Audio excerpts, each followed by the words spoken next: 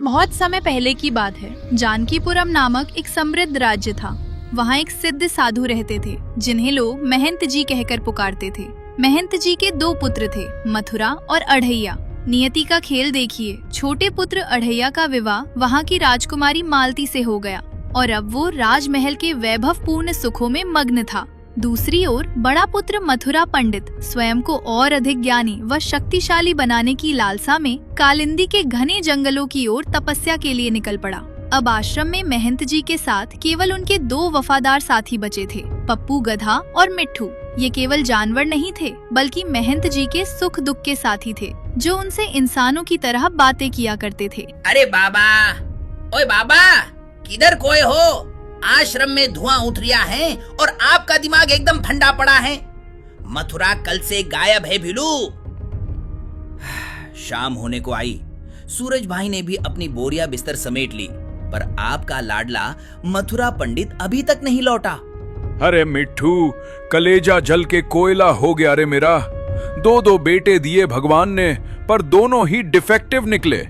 एक महल में जाके मलाई मार के मजे ले रहा है और दूसरा जंगल में तपस्या के नाम पे गायब है। ऊपर से उसकी माँ भी नहर चली गई। अब इस बुढ़ापे में रोटियां सेकूं या अपना माथा फोड़ूं? क्या बोले क्या बोले क्या बोले? क्या चालू है ये इमोशनल अत्याचार? बाबा, ये क्या रोतरू आवाज निकाल रहे हो? बोले तो एकदम माहौल खराब कर दिया आपने। अबे ओ ढेंचू ढेंचू, तू यहाँ मजे ले रहा है, मथुरा गायब है जंगल में। ए चुप, एकदम चुप। अपन को ढेंचू बोला ना तो ऐसा पिछवाड़ा घुमा के मारूंगा कि सीधा साउथ पोल पे जाके गिरेगा। और मथुरा? अरे मथुरा गायब हो ही नहीं सकत। जरूरी मिट्ठू कुछ गलत बता रिया है। इसकी चोंच में जंग लग गया है बाबा। इसका नेटवर्क गोल है। पप्पू, मजाक नहीं, जा रे उसे ढूंढ। मुझे शक है वो अपने उस आवारा दोस्त मदन के पास गया होगा। जा उसे कान पकड़ के ला। फिकर नॉट बाबा, अपन है ना। मथुरा बोले तो अपना जिगरी है। अगर वो मदन के पास बैठा ठंडाई पेल रहा होगा तो साले की ऐसी वाट लगाऊंगा कि उसकी सारी पंडिताई बाहर आ जाएगी। बाबा, आप रोटियां सेको, जल्दी नहीं चाहिए, और घी थोड़ा ज्यादा लगाना क्योंकि अपन मिशन पे जा रहा है। तू क्या जाएगा? तुझे तो खुद अंधेरे में भूत दिखता है। ए पंख बहादुर, अपन भूत को भी मामू बना के हाथ में नारियल पकड़ा देता है। अपन का स्वैग बोले तो एकदम डेंजर। चल, तू भी साथ चल, हवाई जासूसी करेगा। पर देख, ज्यादा चें मत करना, वरना तेरा पंख पसारा खल्लास कर दूंगा।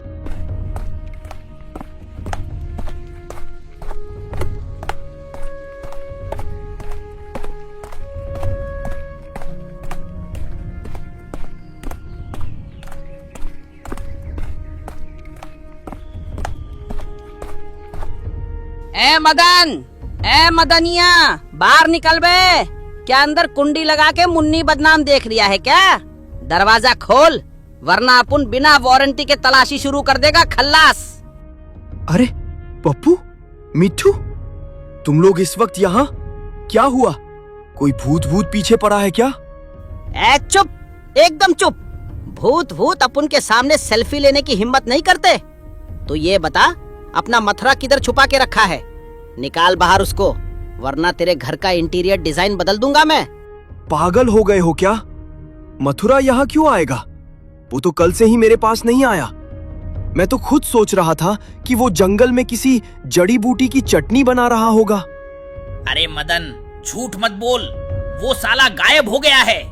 2 दिन हो गए आश्रम में बाबा का रो रो के बुरा हाल है और चूल्हे पे रोटियां कोयला बन गई हैं। क्या? 2 दिन से गायब?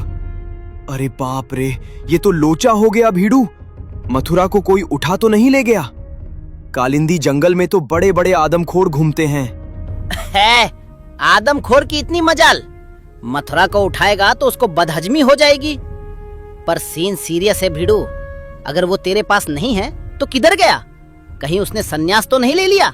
अरे एक बात बताऊं, मथुरा कह रहा था कि उसको अपनी शक्ति का टेस्ट करना है। कहीं वो राजमहल तो नहीं चला गया अढ़ैया से मिलने? सुना है वहां राजकुमारी के आने की खुशी में दावतें चल रही हैं।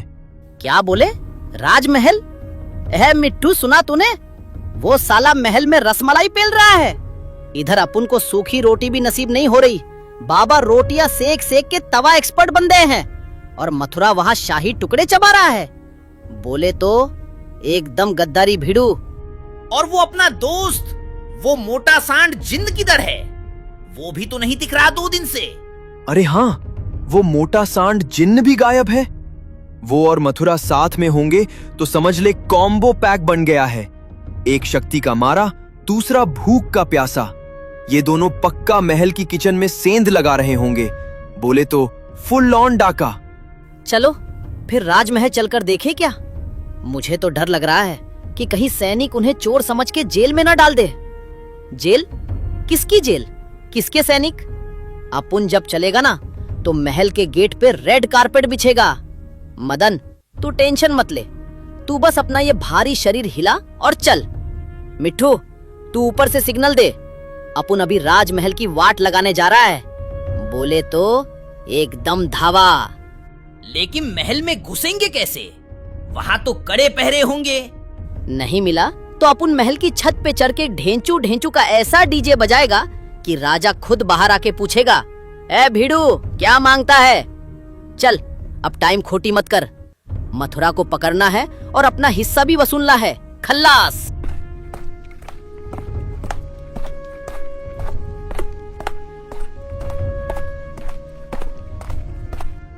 अरे ओ कपटी तांत्रिक, ये कैसा अधर्म कर रहा है तू? मुझे तुरंत स्वतंत्र कर दे, अन्यथा मेरा मित्र जिन्न जब यहाँ प्रकट होगा तो तेरे इस मायावी संसार को मिट्टी में मिला देगा। वो महाबली जिन्न जब अपनी भुजाएं उठाता है तो तेरे जैसे पाखंडियों का अस्तित्व समाप्त हो जाता है। मुझे छोड़ दे, वरना तेरा सर्वनाश निश्चित है। रे मूर्ख ब्राह्मण, तू किस जिन्न का भय मुझे दिखा रहा है? वह जिन्न, वह तो अब मेरा दास बनेगा। उसकी समस्त मायावी शक्तियां अब मेरे चरणों में होंगी और तू तो केवल एक निमित्त है जिसका उपयोग कर मैं जानकीपुरम के सिंहासन को हस्तगत करूंगा। दुष्ट, वो जिन्न मेरा सखा है, उसने मेरी शपथ ली है। वो तेरे जैसे धूर्त तांत्रिक को तो एक क्षण में भस्म कर देगा। यही तो तेरा अज्ञान है मथुरा। तू क्या सोचता है वह जिन्न तेरी मुखाकृति देखकर तेरी सेवा करता है? कदापि नहीं। वह तो उस चमत्कारी सुराही का बंदी है जिसे तूने घर्षण करके जागृत किया था। किंतु अब मैं संपूर्ण खेल ही पलट दूंगा। मैं अपनी तंत्र विद्या की अग्नि से तेरे जैसा ही एक प्रतिरूप निर्मित करूंगा, हूबहू तेरे जैसा। तेरी वाणी, तेरी देह, तेरी वेशभूषा, सब कुछ वैसी ही होगी। क्यों बिरजू मेरे शिष्य, सत्य कहा ना मैंने? सत्य वचन गुरुदेव, अत्यंत श्रेष्ठ योजना है आपकी। यह असली मथुरा तो यहाँ इस अंधकार में सड़ता रहेगा और हमारा मायावी मथुरा बाहर जाकर उस जिन्न को अपनी उंगलियों पर नचाएगा। वह भोला जिन्न तो यही समझेगा कि उसका स्वामी उसे आज्ञा दे रहा है। सुराही का नियम भी यही है, जो उसे स्पर्श करेगा वही उसका स्वामी होगा। और जब स्वामी के रूप वाला पुतला उसके सम्मुख खड़ा होगा तो उस जिन्न की क्या सामर्थ्य कि वह अवज्ञा कर दे। अरे ऐसा घोर अनर्थ मत करो। वो जिन्न मेरा परम मित्र है, मेरा प्राण है। तुम लोग तो छल कर रहे हो। अरे तनिक भ्रातृ प्रेम का तो विचार करो। यदि जगत को ज्ञात हुआ कि मथुरा पंडित पाखंडी निकला तो मेरी क्या प्रतिष्ठा रह जाएगी? लोग क्या कहेंगे कि मथुरा के मुखौटे के पीछे कोई तांत्रिक छिपा है। कुल की मर्यादा का तो विचार करो। मर्यादा? संसार पर आधिपत्य स्थापित करने वालों को मर्यादा की चिंता नहीं होती मथुरा। तू तो मात्र वह मोहरा है जिससे मैं विश्व के भाग्य पर अपनी विजय का लेख लिखूंगा। यह जानकीपुरम, यह राजप्रसाद, यह संपूर्ण वसुंधरा अब भैरव तांत्रिक की मुट्ठी में होगी। तू यहां नरक की यातना झेलेगा और तेरा ओम ह्रीम क्लीम मथुरा स्वरूपाय स्वाहा।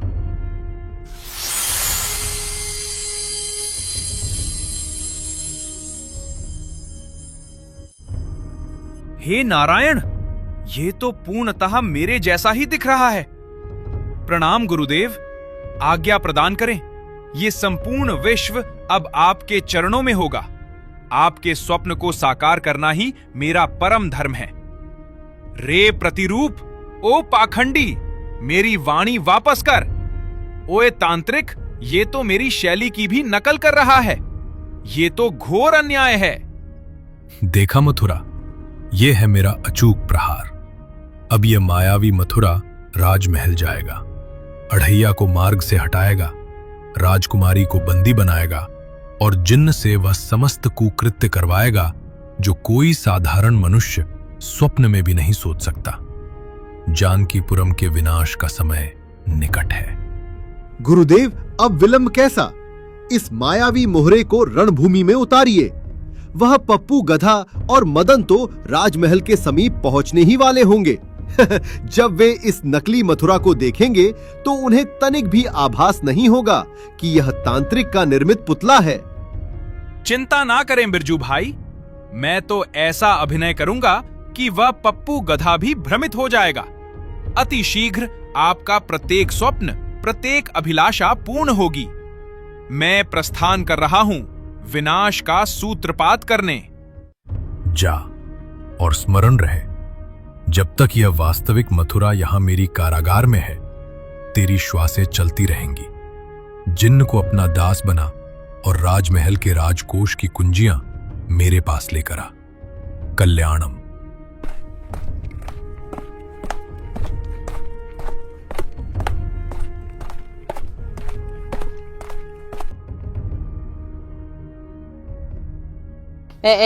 ओए, ये क्या सीन चालू है? बोले तो एकदम राजा बाबू बना फिर रही है ये। अबे ओ अरैया, शादी क्या हो गई? तू तो साला दुनिया को ही भूल गया। देख रहे हो मदनिया, इधर बाबा धुएं में रोटियां सेक रहे हैं और ये छैला यहाँ अकेला सो रहा है, जैसे पूरे जानकीपुरम का कुंभकर्ण यही हो। ऐसी कौन सी इज्जत है रे तेरी कि बीवी महल में और तू यहाँ खर्राटे पेल रही है? अरे पप्पू, इज्जत नहीं तेल लेने। इसकी तोन देख, ये तो साला खब्बू नंबर 1 हो गया है। महल की रसमलाई ने इसका ऐसा बुरा हाल किया है कि अब ये हिलेगा तो महल की दीवारें हिलेंगी। ए अरैया, उठ बे। अरे भाई, ऐसे मत बोलो। अढ़ैया भाई, ओ अढ़ैया भाई, उठो, अब सोने का वक्त नहीं रहा। जागो, वरना अनर्थ हो जाएगा। अरे मदन, पप्पू, तुम लोग यहाँ इस वक्त? क्या हुआ? क्या आधी रात को भी बाबा ने रोटियां कम पड़ने पर तुम्हें यहाँ भेज दिया? अरे भाई मजाक छोड़ो। मथुरा भैया का कुछ पता है तुम्हें? वो यहाँ आए थे क्या? उनके साथ वो मोटा सांड जिन्न भी था क्या? क्या बोल रहे हो? मथुरा भैया वो यहाँ क्यों आएंगे? मैं तो यहाँ 2 दिन से अकेला हूँ। ना भैया यहाँ आए और ना ही वो जिन्न। मैं तो खुद सोच रहा था कि भैया अपनी तपस्या में लीन होंगे। क्या हुआ? सब ठीक तो है ना? ए भीड़ू, कुछ ठीक नहीं है। मथुरा भैया 2 दिन से गायब है। घर का चूल्हा ठंडा पड़ा है, बाबा का बीपी हाई है और तू यहाँ मलाई चाप के सपने देख रहा है। बोले तो मथुरा भैया की फाइल गुम हो गई है और तुझे खबर तक नहीं। क्या? 2 दिन से भैया घर नहीं आए? अरे ये क्या कह दिया तुम लोगों ने? मेरे पैरों तले तो जमीन ही खिसक गई। भैया अकेले कहाँ जा सकते हैं? और वो जिन्न, वो तो साया बनकर उनके साथ रहता था। अगर वो दोनों नहीं हैं, तो मतलब मामला बहुत गंभीर है। मंत्री जी, ओ मंत्री! जी राजकुमार, क्या आज्ञा है? सुनो मंत्री, अभी के अभी राजा साहब और राजकुमारी मालती को सूचित कर देना कि मेरा भाई संकट में है। मैं उन्हें ढूंढने जा रहा हूं। जब तक मथुरा भैया नहीं मिलते, मैं चैन से नहीं बैठूंगा, समझे? और हाँ, कहना कि चिंता ना करे, मैं उन्हें लेकर ही लौटूंगा। और ओए मंत्री, राजा जी को ये भी बोल देना कि पप्पू भाई फील्ड पर उतर गए हैं। अब कोई तांत्रिक हो या शैतान, सबकी वाट लगना पक्का है। बोले तो खल्लास। चलो पहले घर चलते हैं। बाबा से पूरी बात पूछनी होगी कि भैया आखिरी बार किधर गए थे। चलो जल्दी। ये हुई ना बात। अब आया हीरो नंबर 1 लाइन पे। चल मदनिया, अपनी भारी गाड़ी स्टार्ट कर। अब जानकीपुरम के रास्ते पे पप्पू की दुलत्ती और अरहैया की तलवार बोलेगी। मथुरा भैया को ढूंढना बोले तो अब अपनी लाइफ का मिशन है। चल भीड़ू, फुल स्पीड में।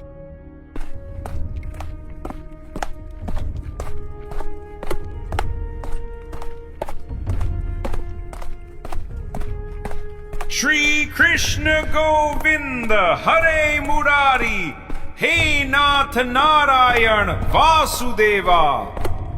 भक्तों के संकट दूर करो प्रभु, विपदा हरो सुख संपत्ति देवा।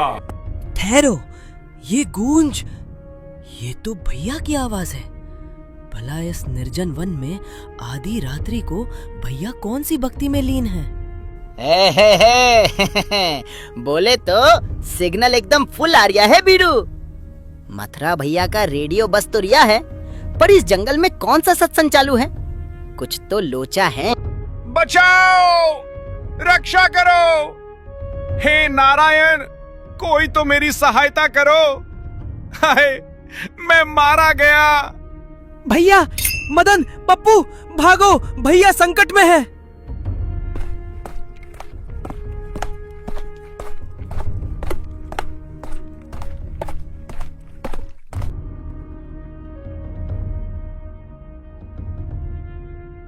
भैया, हे ईश्वर, आपकी ये दुर्दशा किसने की? क्या किसी हिंसक पशु ने आप पर प्रहार किया? नहीं अनुज, ये किसी पशु का कुकृत्य नहीं है। ये सब उस नीच, कृतघ्न और अधर्मी जिन्न का किया धरा है। वो साक्षात राक्षस बन गया है। जिन्न? पर मथुरा भैया, वो तो आपका प्राण प्रिय मित्र था। मित्र नहीं, वो तो काल निकला। पहले वो अपनी शक्तियों के अहंकार में मुझे आकाश की ऊंचाइयों तक उड़ाकर ले गया, और जब मेरा मन भर गया तो उसने निर्दयता पूर्वक मुझे इस कठोर भूमि पर पटक दिया। वो अट्टहास करते हुए कह रहा था कि अब वो किसी का दास नहीं। मैं अत्यंत घायल हूं, मेरा रोम रोम पीड़ा से जल रहा है। क्या बोला? उस मोटे सांड ने ऐसा किया? ए भीड़ू, ये तो एकदम पीठ में छुरा घोंपने वाला सीन हो गया। अपन को लगा था वो जिन अपना खासम खास भीड़ू है, पर वो तो साला गद्दार निकला। धिक्कार है ऐसे मित्र पर, जिसने हमारे मथुरा भैया का ये हाल किया। वो आज से हमारे लिए मृत समान है। भार में जाए वो। वाह, तांत्रिक गुरुदेव की माया सफल हुई। अब ये सब उस जिन्न की जान के दुश्मन बन गए। मुझे यथाशीघ्र घर ले चलो, मेरा उपचार करो। मैं प्रतिज्ञा करता हूं कि उस विश्वासघाती जिन्न से अपने इस अपमान का प्रतिशोध लेकर रहूंगा। उसे इसकी भारी कीमत चुकानी होगी। ठीक है भैया, आप टेंशन मत लो, अभी आपको घर पहुंचाते हैं। मदनिया, हाथ लगा बे, भैया को उठा। और उस जिन को तो अब अपन कच्चा चबाएगा। बोले तो अब असली तमाशा शुरू होगा। खल्लास। महाराज की जय हो। राजकुमारी जी, राजकुमार अढ़ैया अभी इसी क्षण राजमहल से प्रस्थान कर गए। उनके साथ वो मदन, वो वाचाल तोता और वो विचित्र गधा पप्पू भी गया है। मंत्री जी, आपने उन्हें ऐसे कैसे जाने दिया? मध्य रात्रि का समय है, चारों ओर अंधकार है, और आप कह रहे हैं कि आपने उन्हें रोका तक नहीं। यदि उन्हें कुछ हो गया तो इसका उत्तरदायी कौन होगा? शांत हो जाओ पुत्री मालती, तुम अढ़ैया के बल से अपरिचित हो। हमारा जमाई कोई साधारण मनुष्य नहीं, अत्यंत बलशाली योद्धा है। उसका कोई बाल भी बांका नहीं कर सकता। वह अपने भ्राता मथुरा के प्रति अगाध प्रेम रखता है, इसलिए उसका जाना अनिवार्य था। पिताजी, बल अपनी जगह है और सुरक्षा अपनी जगह। मथुरा भैया का 2 दिन से पता न होना कोई साधारण बात नहीं है। मुझे भय है कि कहीं कोई गुप्त शत्रु उन पर घात लगाकर ना बैठा हो। पुत्री, मथुरा भी कोई कम विद्वान नहीं है, किंतु यदि संकट बड़ा है तो अढ़ैया वहां पहुंचकर उसे संभाल लेगा। मंत्री जी। जी महाराज। व्यवस्था करो, हम 1-2 दिन में स्वयं महंत जी के आश्रम चलेंगे। मथुरा का क्या हाल होगा, ये जानने के लिए मेरा मन भी व्याकुल है। महंत जी हमारे समधी हैं, उनके दुख में सहभागी होना हमारा धर्म है। जो आज्ञा महाराज। मैं सेना की एक टुकड़ी को गुप्त रूप से राजकुमार के पीछे भेज देता हूं ताकि कोई अप्रिय घटना न घटे। मेरे प्रिय मित्र, मेरे सखा मथुरा, ये क्या देख रहा हूं मैं? मेरी गैर मौजूदगी में तुम्हारी ये दशा किसने की? ओ मेरे दोस्त, मुझे क्षमा कर दे कि मैं समय पर नहीं पहुंच सका। रुक रुक रुक, ओए नीले सांड, इधर क्या अपनी इमोशनल नौटंकी चालू कर रहा है भिड़ू? यहाँ जो रायता फैला है उसका मेन शेफ तू ही है ना? अबे ओ जिन, दोस्ती की बातें तेरे मुंह से डिस्को में भजन जैसी लग रही है। खल्लास करने की बातें बाद में करना, पहले ये बता कि तूने भैया को आसमान से क्यों पटका? धूर्त जिन, मित्र कहता है स्वयं को।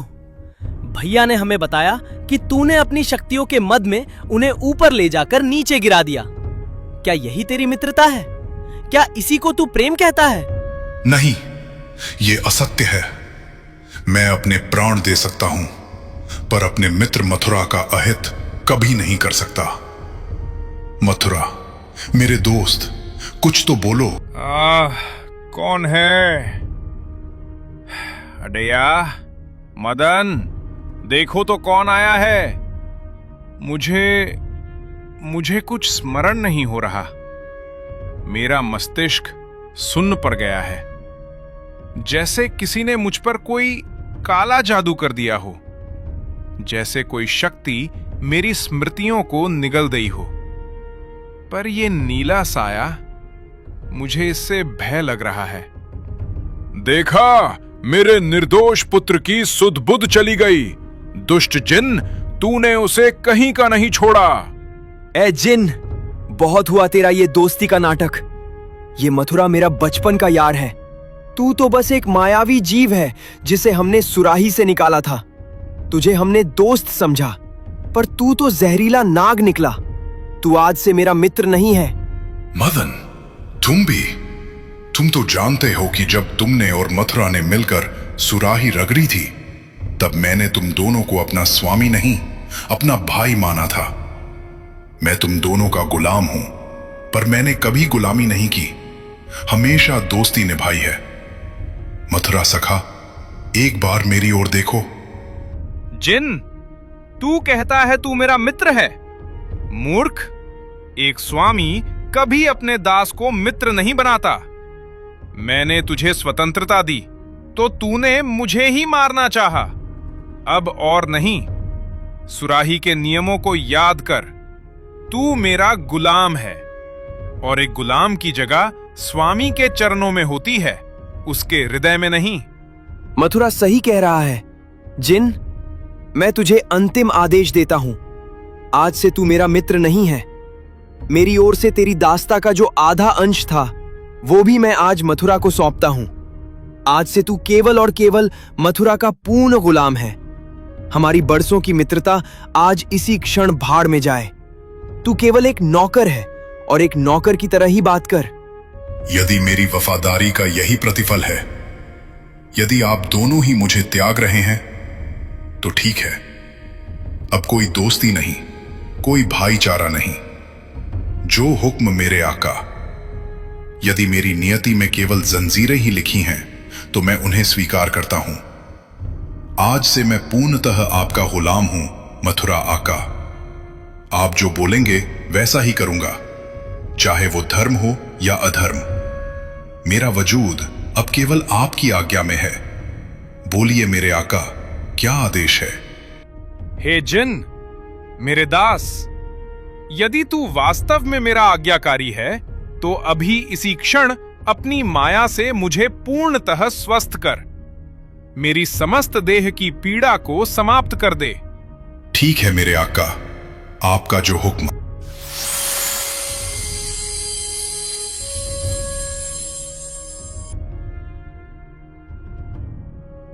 अति उत्तम। अब मुझे उस अंधेरी दुनिया में ले चल, कालिंदी के उस गुप्त स्थान पर, जहां कोई मेरा आह्वान कर रहा है, जहां अपार शक्तियां मेरा मार्ग जोह रही हैं। मुझे वहां पहुंचना अनिवार्य है। भैया, आप इस अवस्था में कहां जा रहे हैं? बाबा और हम सबका तो विचार कीजिए। शांति रखो। अब मैं वो सामर्थ्य प्राप्त करूंगा जिससे जानकीपुरम का इतिहास बदल जाएगा। जिन, विलंब मत करो, प्रस्थान करो। जो हुक्म मेरे आका।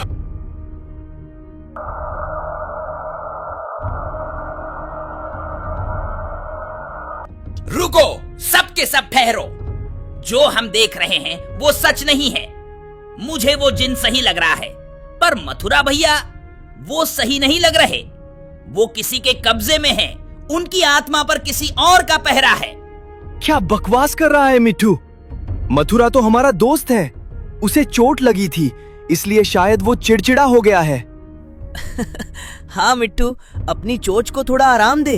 भैया अभी अभी ठीक होकर निकले हैं। अरे ओ अकल के दुश्मनों, आंखें खोलो। अगर वो सच में मथुरा भैया होते तो ठीक होते ही सबसे पहले बाबा के चरण स्पर्श करते, रसमलाई नहीं मानते।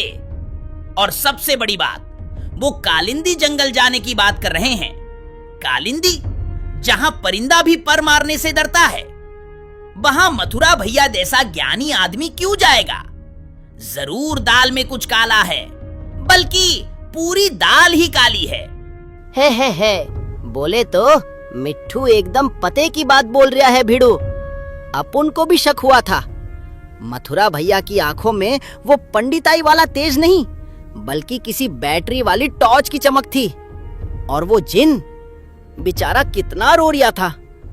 अपन ने भी उसको बहुत सुनाया, पर उसकी आंखों में गद्दारी नहीं, दर्द था मियाँ। बोले तो हमने गलत आदमी की वाट लगा दी। हे भगवान, ये मैंने क्या कर दिया? मैंने अपने दोस्त को नौकर बोल दिया। जिन्न ने हमारी कितनी मदद की है, अढ़ैया की शादी से लेकर राज्य की सुरक्षा तक, और मैंने उसे दुत्कार दिया। अब क्या होगा? हे नारायण, अगर मिट्ठू सही है तो मेरा पुत्र मथुरा कहाँ है? और वो जो अभी यहाँ था, वो कौन था? अब रोने धोने से काम नहीं चलेगा। अब जो कुछ करना है मैं करूंगा। वक्त कम है और खतरा बड़ा।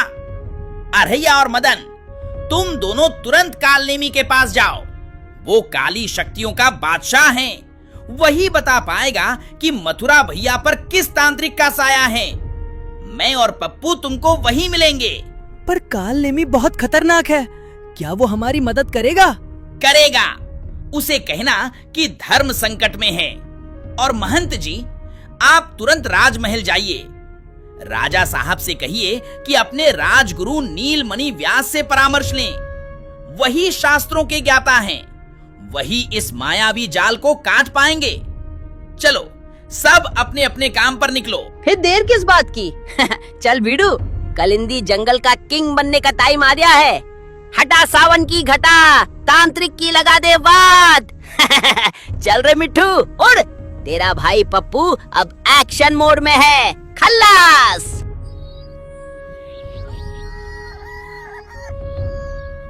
अरे ओ कालिंदी की अनंत गहराइयों में दबे अधम प्रहरियों, जागृत हो जाओ।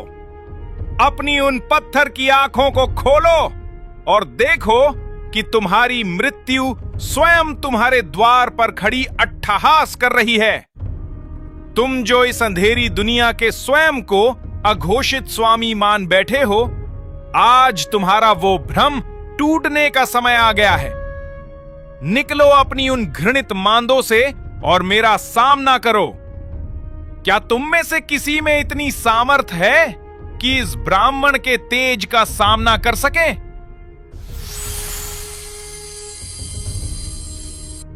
रे नश्वर मानव, तेरी जिह्वा इतनी प्रखर कैसे हो गई? तू क्या जानता नहीं कि तू कहां खड़ा है? ये कालिंदी की वो सीमा है जहां यमराज भी प्रवेश करने से पूर्व 100 बार विचार करते हैं। इस सीमा के भीतर आने वाला प्रत्येक जीवित प्राणी हमारे उदर की अग्नि को शांत करने का ग्रास बनता है। तूने यहां पैर रखकर स्वयं अपनी चिता की लकड़ियां एकत्रित कर ली हैं। बोल, तुझे तेरे रक्त का कौन सा भाग पहले दान करना है? राक्षस भाई, तनिक देखो तो इसके कोमल गात को। कितना सुंदर और रसीला मांस होगा इसका। कई युगों की प्रतीक्षा के पश्चात आज किसी सुसंस्कृत मनुष्य का उष्ण रक्त पीने का अवसर प्राप्त होगा। इसके कंठ से निकलने वाली चीखें मेरे कानों में संगीत की भांति गूंजेंगी। और देखो इस नीले विशालकाय जीव को जो इसके पीछे छाया बनकर खड़ा है। ये कोई साधारण जीव नहीं, ये तो जिन्न प्रतीत होता है। इसकी जादुई आत्मा तो हमारे तंत्र को अजेय और अमर बना देगी। आज की रात्रि हमारे लिए उत्सव की रात्रि होगी। तुम दोनों नीच और तुच्छ जीव अपनी अल्प शक्तियों के मद में अंधे हो चुके हो। तुम्हारी दृष्टि केवल मेरे इस नश्वर शरीर तक ही सीमित है, पर तुम मेरे भीतर छिपी उस महाशक्ति को नहीं देख पा रहे जो तुम्हें धूल चटाने के लिए तत्पर है। तुम क्या समझते हो कि ये नीला महाबली जीव कोई साधारण रक्षक है? मूर्खो, ये मेरा दास है, जिन्न। इसके एक संकेत पर आकाश पाताल एक हो सकता है, और मैं इसका स्वामी हूं। यदि तुम चाहते हो कि तुम्हारी अंतिम सांसें अभी कुछ क्षण और चलें, तो अपनी उद्दंडता को त्याग कर अभी इसी क्षण मेरे चरणों में मस्तक झुका लो और मेरी चिरस्थायी दासता स्वीकार करो। अन्यथा काल तुम्हारे सम्मुख खड़ा है और वो कोई दया नहीं दिखाएगा। दास्ता? तू हमें दास्ता सिखाएगा? रे कीड़े, हम कालिंदी के प्राचीन रक्षक हैं, जिन्हें स्वयं समय ने यहां नियुक्त किया है। हमने बड़े बड़े योद्धाओं को अपनी गदा से कुचला है, और तू चाहता है कि हम एक निर्बल क्षुद्र मनुष्य की गुलामी स्वीकार करें? ये कदापि संभव नहीं। तेरी ये धृष्टता तुझे बहुत भारी पड़ेगी। तुझे तो मैं अभी अपने पैरों तले दबाकर तेरा अस्तित्व मिटा दूंगा, और तेरे इस नीले सेवक को अपनी मायावी बेड़ियों में जकड़ लूंगा। बोल, अब तेरा ईश्वर कहां है? जिन, क्या तूने सुना इन अज्ञानियों का अहंकार? इन्हें अपनी उन सड़ी हुई भुजाओं पर बड़ा गर्व है। इन्हें लगता है कि ये महाबली हैं। मैं तुझे आज्ञा देता हूं, इनकी समस्त शक्तियों का हरण कर ले। इनके भीतर का सारा पौरुष, सारी माया और सारा बल सोख ले, और इन्हें इसी शमशान की धूल चाटने पर विवश कर दे। इन्हें दिखा दे कि जब आका रुष्ट होता है तो कायनात कैसे पलटती है। स्मरण रहे, जब तक ये घुटने टेक कर मेरी गुलामी का प्रण ना ले, इनकी एक भी शक्ति इन्हें वापस मत देना। जाओ जिन, मेरा हुक्म पूरा करो, इन्हें शून्य कर दो। जो आज्ञा मेरे आका। यद्यपि मेरा हृदय इस घोर अधर्म से कांप रहा है, यद्यपि मैं इन रक्षकों की नियति पर व्यथित हूं, किंतु मैं अपनी विवशता की जंजीरों में बंधा हुआ हूं। आपकी प्रत्येक आज्ञा मेरे लिए पत्थर की लकीर है। हे प्रहरियों, क्षमा करना, पर मेरे स्वामी का आदेश ही मेरा विधान है।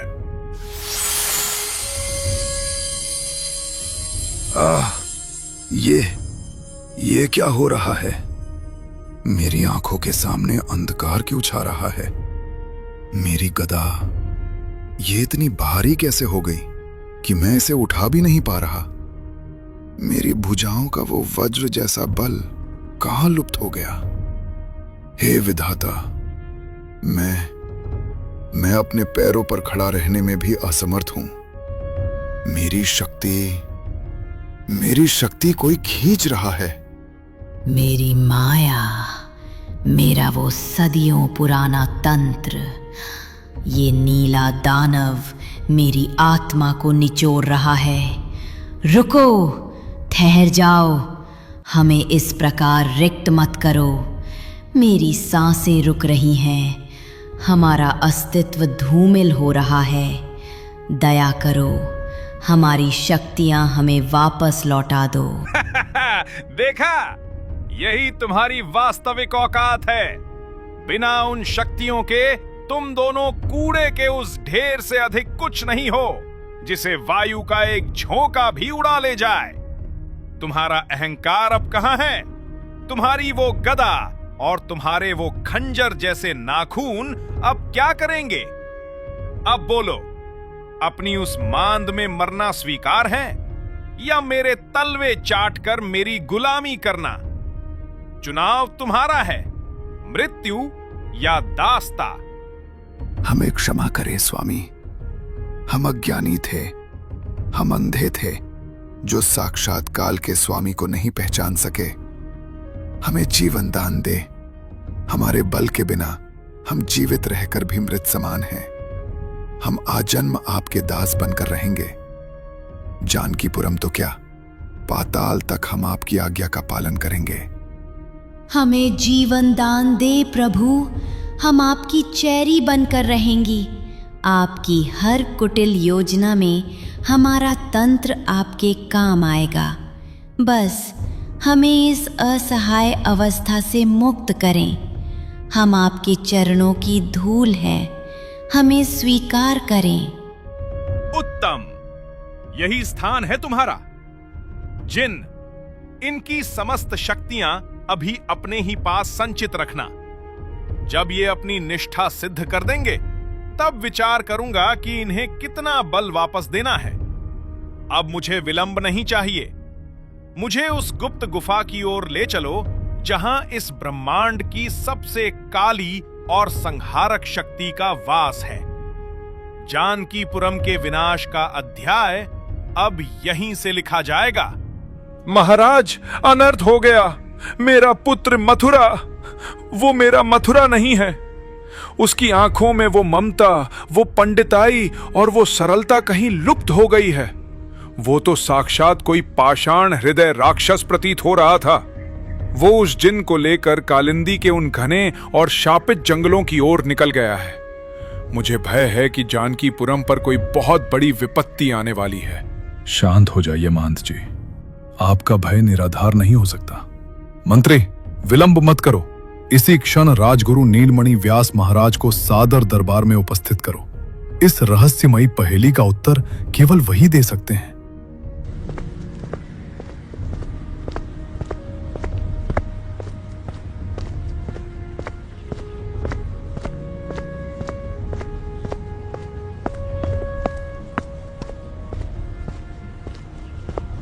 महाराज, आपने मुझे स्मरण किया, किंतु मेरी अंतरात्मा मुझे पहले ही सचेत कर चुकी है। मैंने अपने ध्यान में देखा है कि जानकीपुरम के आकाश पर काली शक्तियों का साया मंडरा रहा है। राजगुरु, महंत जी का कहना है कि मथुरा पंडित का व्यवहार पूर्णतः बदल गया है। वो जिन को अपना गुलाम बनाकर कालिंदी की ओर प्रस्थान कर चुका है। क्या आप अपनी दिव्य दृष्टि से देख सकते हैं कि वो कहाँ है और क्या कर रहा है? क्षमा करें महाराज, किंतु मेरी शक्तियां उस कालिंदी जंगल की काली दुनिया के भीतर प्रवेश नहीं कर पा रही हैं। वहां किसी ने तंत्र का ऐसा दुर्ग बनाया है जिसे भेदना मेरे वश में नहीं। किंतु मेरी इंद्रियां मुझे बता रही हैं कि इस राज्य पर बहुत शीघ्र एक भीषण आक्रमण होने वाला है। महाराज, आप पर और राजकुमारी मालती पर बहुत जल्द प्राण घातक हमला होने वाला है। हमला? जानकीपुरम के इतिहास में किसी की इतनी धृष्टता नहीं हुई। राजगुरु, क्या इसका कोई उपाय है? क्या हम इस आसन्न संकट को रोक नहीं सकते? महाराज, मैं अपने तंत्रों और मंत्रों से इस राजमहल और राज्य की सीमाओं को कुछ समय के लिए बांध सकता हूँ। एक सुरक्षा कवच निर्मित कर सकता हूँ। किंतु वो काली शक्ति कितनी बलवान है और उसका स्रोत क्या है, ये मुझे ज्ञात नहीं। पर एक बात मैं विश्वास के साथ कह सकता हूँ, मथुरा पंडित ऐसा कभी नहीं कर सकता। वो सात्विक ब्राह्मण है। वो किसी जीव पर इस प्रकार हुक्म नहीं चला सकता। वो किसी षड्यंत्र का शिकार हुआ है। यही तो मेरा भी कहना है राजगुरु। मेरा मथुरा तो चींटी को भी मार्ग देता है। वो राक्षसों जैसा आचरण कैसे कर सकता है? इसीलिए हमें अत्यंत सचेत रहना होगा। शत्रु हमारे भीतर ही कहीं छिपा है और वो मथुरा के रूप में हमें भ्रमित कर रहा है। राजगुरु, आप सुरक्षा कवच की तैयारी आरंभ करें। हमें अपनी प्रजा की रक्षा करना भली भांति आता है। जानकीपुरम की सेना हर स्थिति के लिए सन्नद्ध है। मुझे अपने जामाता अढ़ैया और मदन पर पूरा विश्वास है कि वे इस विपत्ति को जड़ से उखाड़ फेंकेंगे। किंतु महाराज, सबसे बड़ा प्रश्न तो यही है कि अढ़ैया और मदन इस समय हैं कहां? वे उस मायावी मथुरा के पीछे गए तो थे, पर अब तक उनका कोई समाचार नहीं मिला। मंत्री, गुप्तचरों को चारों दिशाओं में दौड़ाओ, अढ़ैया और मदन का पता लगाओ। यदि वे सुरक्षित हैं तो उन्हें तुरंत राजगुरु के पास लेकर आओ। समय हमारे हाथ से रेत की भांति फिसल रहा है। जाओ अब। मदन, अढ़ैया कहाँ होंगे भगवान? प्रणाम महर्षि कालनेमी। हम अत्यंत दुविधा और संकट में आपके पास आए हैं। जानकीपुरम पर काले साए का पहरा है और मेरे भाई मथुरा का व्यवहार साक्षात असुरों जैसा हो गया है। क्या आप अपनी दिव्य दृष्टि से देख सकते हैं कि सत्य क्या है? ठहर जाओ अढ़ैया, मुझे कुछ भी कहने की आवश्यकता नहीं है। इस हवन कुंड की उठती हुई काली लपटें और ये दिशाओं का क्रंदन मुझे सब बता रहा है। जिस मथुरा को तुम देख रहे हो वो केवल एक मिट्टी का पुतला है जिसे तंत्र विद्या से जीवित किया गया है। वो तुम्हारा भाई नहीं, भैरव तांत्रिक का रचा हुआ प्रपंच है। हे ऋषिवर, यदि वो मायावी है तो मेरा सखा, मेरा असली भाई मथुरा कहाँ है? क्या वो जीवित भी है या उस दुष्ट भैरव ने? शांत हो जाओ मदन। तुम्हारा मित्र जीवित है किंतु मृत्यु के अत्यंत निकट है। असली मथुरा को कालिंदी जंगल की उस पाताल गुफा में भैरव तांत्रिक ने जकड़ रखा है। भैरव उसे एक मोहर की तरह प्रयोग कर रहा है ताकि वह उस अजय जिन्न को अपना दास बना सके। यदि शीघ्र ही उसे मुक्त नहीं कराया गया तो भैरव उसकी आत्मा को भस्म कर देगा। भैरव तांत्रिक, उस पाखंडी की इतनी धृष्टता! महर्षि, हमें मार्ग दिखाइए। हम अभी इसी क्षण उस काल कोठरी की ओर प्रस्थान करेंगे। मेरी तलवार उस भैरव का मस्तक धड़ से अलग करने के लिए फड़क रही है। पुत्र अढ़ैया, साहस से अधिक इस समय सूझबूझ की आवश्यकता है। भैरव ने मथुरा को एक मायावी रक्त कुंड के घेरे में बंदी बनाया है। तुम अपनी भौतिक तलवार से उस कुंड को नहीं भेद सकते। जैसे ही तुम उस पर प्रहार करोगे वह कुंड मथुरा के प्राण सोखना शुरू कर देगा। तब तो हम विवश हैं। क्या कोई ऐसा उपाय नहीं जिससे हम उस घेरे को तोड़ सके और अपने मित्र को बचा सके? है, एक ही मार्ग है। जाओ, जल्दी जाओ, समय बहुत कम है। उस रक्त कुंड को तोड़ने का संपूर्ण ब्रह्मांड में केवल एक ही गुप्त मंत्र है। इसे अपने अंतर्मन में अंकित कर लो। जब तुम गुफा में पहुंचोगे तो एकाग्र होकर इस मंत्र का उच्चारण करना, तभी वह सुरक्षा चक्र टूटेगा और तुम मथुरा तक पहुंच पाओगे। कान खोलकर सुनो, वह मंत्र है ओम ह्रीं काल भैरवाय तंत्रोच्छेदनाय फट स्वाहा। ओम ह्रीं काल भैरवाय तंत्रोच्छेदनाय फट स्वाहा। महर्षि, मैंने इसे कंठस्थ कर लिया है। आपकी कृपा रही तो हम मथुरा भैया को छुड़ाकर ही लौटेंगे। जाओ पुत्रों, मेरा आशीर्वाद तुम्हारे साथ है। किंतु स्मरण रहे, भैरव तांत्रिक अत्यंत धूर्त है। वह तुम्हें भ्रमित करने के लिए कई मायावी जाल बिछाएगा। अपने लक्ष्य से भटकना मत। यदि आज तुम असफल हुए तो जानकीपुरम का सूर्य सदा के लिए अस्त हो जाएगा। हम अपनी जान की बाजी लगा देंगे महर्षि, किंतु अपने मित्र और अपने राज्य पर आंच नहीं आने देंगे। अढ़ैया भाई, चलिए, कालिंदी का मार्ग हमारा आह्वान कर रहा है। पप्पू देख, वो रहा असली मथुरा भैया। उस लोहे के पिंजरे में कैसे मुरझाए हुए सो रहे हैं। और देख, बगल में वो पत्थर पर बैठा तांत्रिक का चेला कैसा ध्यान लगा रहा है। ए, बोले तो सीन एकदम डेंजर है भीड़ू। वो देख, तांत्रिक तो यहाँ है ही नहीं। बिरजू अकेला बैठा हड्डियां गिन रहा है। मिठू, अपन को एक रापचिक साजिश सूझी है। हम उसके पास एकदम अनजान बन के जाएंगे, जैसे अपन को पता ही नहीं कि पिंजरे में कौन है। फिर उसको अपनी चिकनी चुपड़ी बातों के जाल में फंसा लेंगे। सही है पप्पू। हम कहेंगे कि हम भी काली विद्या सीखना चाहते हैं और उसके चेले बनेंगे। वो लालची है, खुश हो जाएगा। एकदम झक्कास। फिर हम बोलेंगे, ओ बाबा बिरजू, सुना है आप बड़े भारी जादूगर हो, जरा एक कमाल तो दिखाओ, इस पिंजरे को गायब करके दिखाओ, तब माने कि आप असली उस्ताद हो। जैसे ही वो पिंजरा गायब करेगा, अपन मथुरा भैया को उठाएगा और तू बिरजू की आंखों में चोंच मार देना। फिर साले की ऐसी वाट लगाएंगे कि वो पाताल लोक का रास्ता भूल जाएगा। चल शुरू करते हैं, अपनी आवाज बदल ले।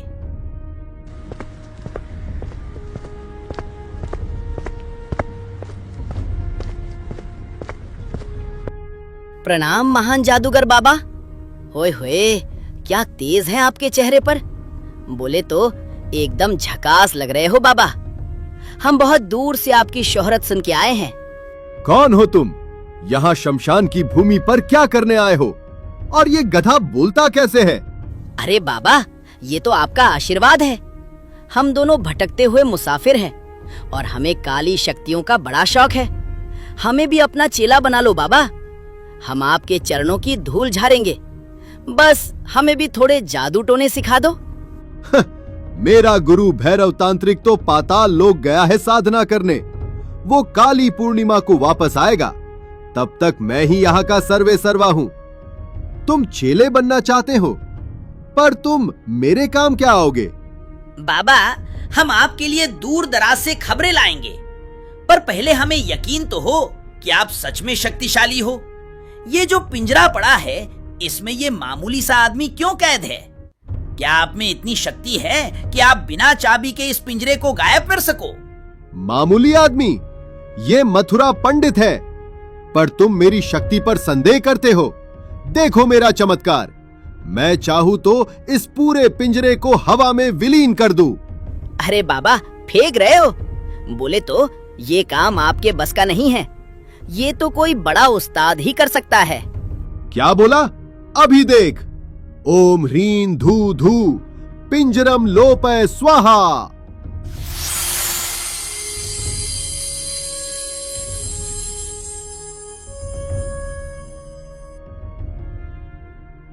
देखा, गायब हो गया पिंजरा। अब बोलो। देखा बीरू, और अब तू मेरा कमाल देख। ए मथुरा भैया, उठो, भागो। क्या? तुम धोखेबाज हो।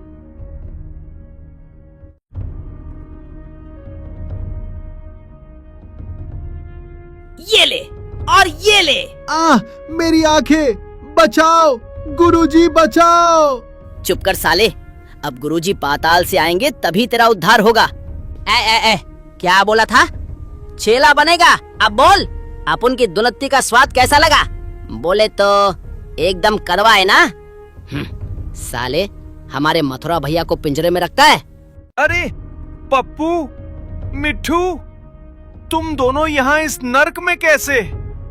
और ये तांत्रिक का चेला जमीन पर क्यों पड़ा है? भैया पूछो मत। आपके पीछे जानकीपुरम में महाभारत मच गई है। एक नकली मथुरा बनकर आपके घर में घुस गया है और उसने जिन्न को अपना गुलाम बना लिया है। वो सबको बर्बाद कर रहा। मथुरा भैया, जल्दी चलिए, अढ़ैया और मदन रास्ते में होंगे। यहाँ से निकलना ही भलाई है।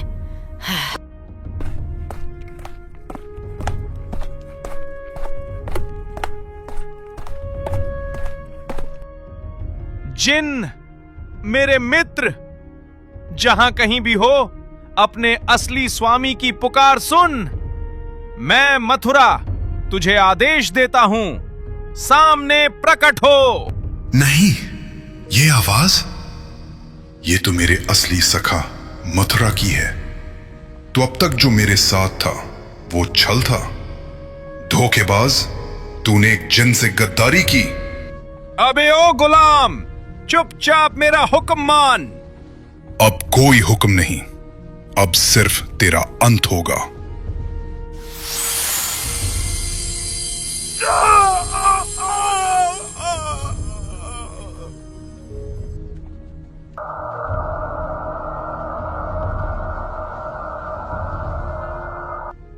मित्र, मुझे क्षमा कर दे। मुझसे बहुत बड़ी भूल हो गई। मैं उस छली को पहचान नहीं सका और आपके अपनों को दुख पहुंचाया। मेरे भाई, तू दोषी नहीं है। वो तो भैरव तांत्रिक का माया जाल था। तूने अंततः सत्य को पहचान लिया, यही बहुत है। जिन भाई, हमें माफ कर दो। हमने तुम्हें बहुत भला बुरा कहा, तुम्हें अपना दुश्मन समझा। हम अपनी दोस्ती की लाज नहीं रख पाए।